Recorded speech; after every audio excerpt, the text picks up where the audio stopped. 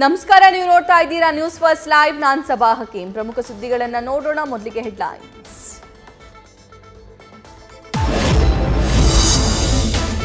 ಕೋಲಾರದ ಮುರಾರ್ಜಿ ದೇಸಾಯಿ ಶಾಲೆಯ ಮತ್ತೊಂದು ಕರ್ಮಕಾಂಡ. ದೇವಸ್ಥಾನ ಶೆಡ್ ನಿರ್ಮಾಣಕ್ಕೆ ತಲಾ 500ರಂತೆ ಹಣ ವಸೂಲಿ. ಸಮಾಜ ಕಲ್ಯಾಣ ಇಲಾಖೆ ಅಧಿಕಾರಿಯ ದೂರಿನಲ್ಲೇ ಉಲ್ಲೇಖ.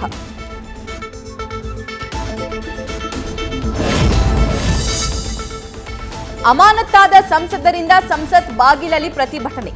ಜಗದೀಪ್ ಧನ್ಕರ್ ಮಿಮಿಕ್ರಿ ಮಾಡಿದ ಕಲ್ಯಾಣ್ ಬ್ಯಾನರ್ಜಿ. ವಿಡಿಯೋ ಮಾಡಿದ ರಾಹುಲ್ ಗಾಂಧಿ ಅವರಿಗೆ ಸದ್ಬುದ್ಧಿ ಕೊಡಲಿ ಅಂತ ಉಪರಾಷ್ಟ್ರಪತಿ ಕೌಂಟರ್.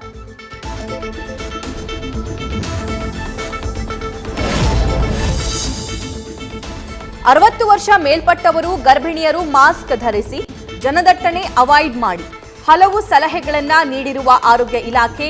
ನ್ಯೂಸ್ ಫಸ್ಟ್ಗೆ ತಾಂತ್ರಿಕ ಸಲಹಾ ಸಮಿತಿ ಅಧ್ಯಕ್ಷ ಡಾಕ್ಟರ್ ರವಿ ಮಾಹಿತಿ.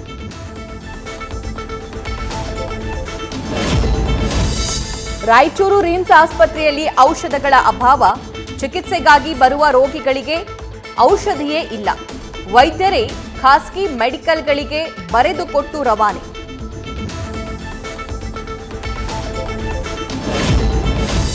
ದಂಪತಿಯ ಮೇಲೆ ಮಾರಣಾಂತಿಕ ಹಲ್ಲೆ ಪ್ರಕರಣ. 4ರನ್ನ ಬಂಧಿಸಿದ ಗುಡಿಬಂಡೆ ಪೊಲೀಸರು. ಮತ್ತಷ್ಟು ಆರೋಪಿಗಳ ಪತ್ತೆಗೆ ಬಲೆ. ನ್ಯೂಸ್ ಫಸ್ಟ್ ನಿರ್ಭೀತಿಯಿಂದ ನಿಮ್ಮ ಪರವಾಗಿ.